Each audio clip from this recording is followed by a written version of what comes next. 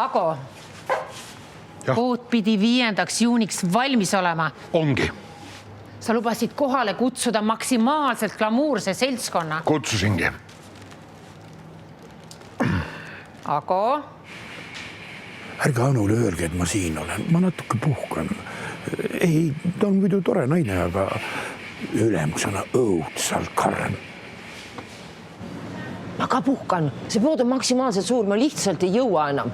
Aga ma olen avastanud, kui ma tähtsa näoga midagi vaatan, kõik arvavad, et ma teen tööd.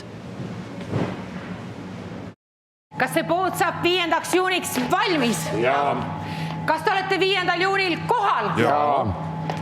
Kas te jääte peale pidu koristama? Jaa, mul on etendus. Mul on ka. Teil on ka, mul on ka.